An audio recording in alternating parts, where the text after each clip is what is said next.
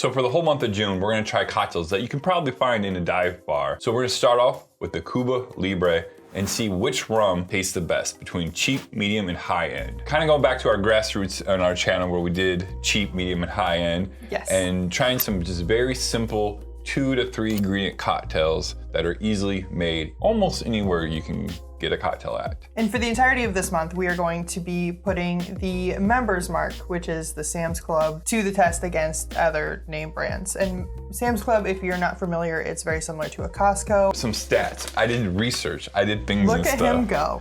So for rums, for makers, or the Maker's Mark, Members Mark. So for the pricing, I try to get with the biggest volume I could find for pricing wise to compare it to. Some bottles don't come in handles or Texas Fifths, whatever you want to call them. And the Members Mark brands only come in this size. Right. So it was really hard to. $15.98 is the price point for this, and that comes in at 27 cents an ounce. Bacardi, you can buy a handle for $19.49, and that comes in for about 33 cents an ounce. So very comparable. And then Diplomatico, we kind of chose this one a little different. Because once you start getting to higher cost rums, they don't really make bigger bottles. Right. They kind of keep them pretty small. So we just decided to go with Diplomatico, still reasonably priced at $28.99 for a 750 milliliter. And that comes in at $1.15 an ounce. So a lot more expensive. Yes. So these two are very comparable, but if you're still like buying 6 of these. When you're in a bar, they're gonna charge you less,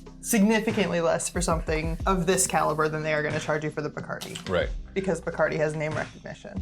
Yep. Yeah, that's absolutely right. Correct. Let's go ahead and start with the one that, well, we've only tried one of these before, so. This is gonna be impossible to pour. Trying to get me drunk? Oh yeah, that just smells like alcohol. There is a little back end, kind of your normal sugar cane kind of flavor. Maybe. But you don't want to see your nose on deep. No.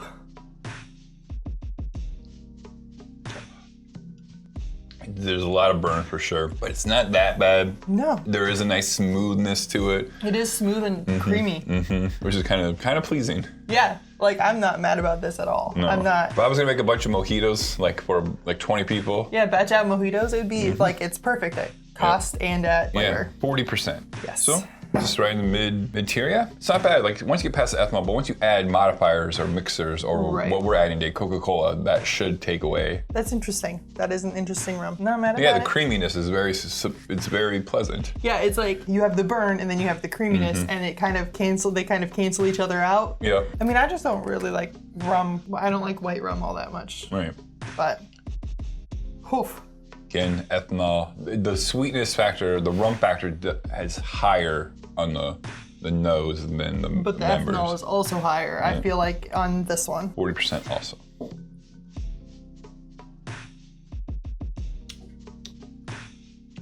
That's more candied sweetness for it. It does have a very synthetic taste.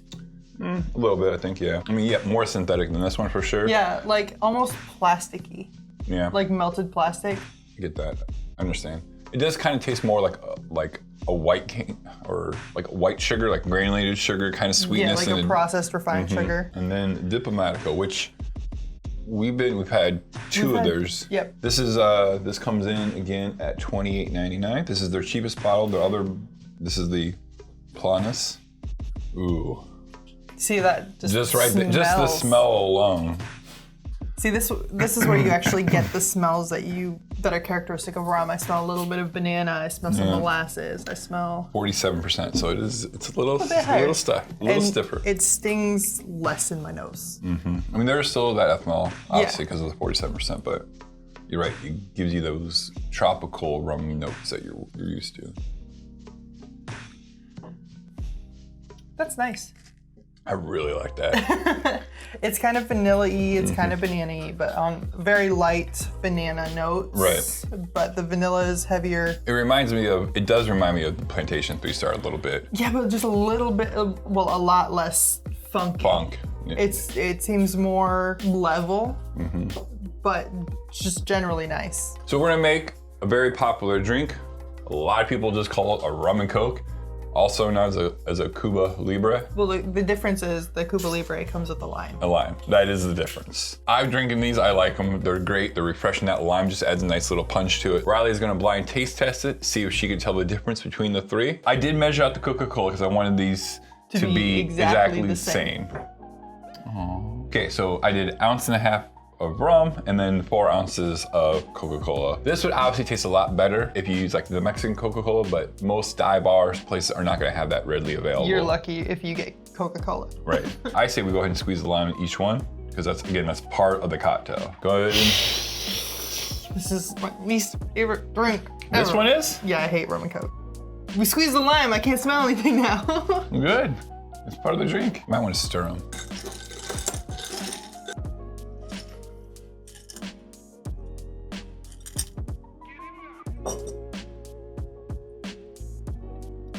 That's actually not bad. I do feel like the rum is very smooth and round. Yeah, it's light. Yeah. Like watered down is not what I want to say because it's not watered down, but because it's still very flavorful. Right, but it's, yeah. It is, like the Coca-Cola isn't the most prevalent flavor in the drink, which is nice. Very nice. That's a rum and Coke. That's rum and Coke. That's exactly how rum and Coke taste. Interesting. Yeah. I mean, it's not good. It's fine. Like it's a fine cocktail. If you just a rum and Coke, I think it's just a good 2-ingredient cocktail. When you don't know what to order and you want to drink something, your typical and drinks they exist for a reason. Yeah, they're popular for a reason. All right.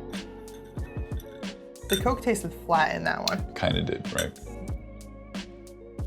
That one also tastes like a rum and Coke. Maybe slightly less flat, a little bit more fizz. Yeah, it almost has like the cola syrup kind of taste to it. Mm-hmm. Because there is more flavor in this one, I'm gonna go with Diplomatico. Okay. Because I do get a little bit more rum characteristics. Oh, hello. What are your thoughts, Amaro? Do you like, is this one your favorite? I think that one's my favorite. Because I feel like you still get the Coca-Cola flavor, but it doesn't bite quite as much as this one. Right.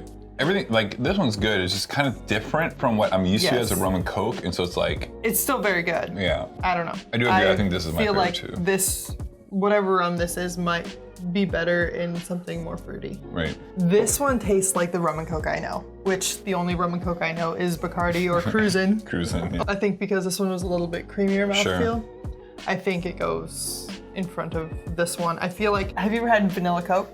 Mm-hmm. I feel like I kind of get hints of that here, which means it could very much be the Diplomatico. However, I don't think so because the flavor is too bold in this one. I am probably wrong. You're absolutely right. Yes! I mean, this one tastes exactly like the thing you're used to tasting all the time. Bacardi's popular for a reason. It's not a bad rum. It's good like in these drinks and in like... See, and I feel like I just don't like Bacardi. Yeah, because I don't like the way it bites in everything. Sure. I mean, except for Mojito because the mint and the lime are taking that away. All the symbols that we put in there. Yeah. But yeah, I don't think, do I want to, you're not going to pay, I don't want to pay $10 for a rum and Coke with this. I'd rather have, like you said, a cocktail with it, you know? Right. And this one's, like I said, I think this is my favorite for what I want as my Cuba Libre. I think the cheap one won. Yeah, even with flavor and taste. So if you're afraid people are going to judge you because you're bringing home this and using it at your party, just take this bottle that you have probably laying around, empty it out and pour it in there. Don't do it at a bar, that's illegal. That's illegal, but at home, fool your friends, who cares? I think this is a good starting off dive bar drink. Yeah. I think by itself and in this very simple mixed drink, the Members Mark beats Bacardi for me. I agree. And as far as price goes,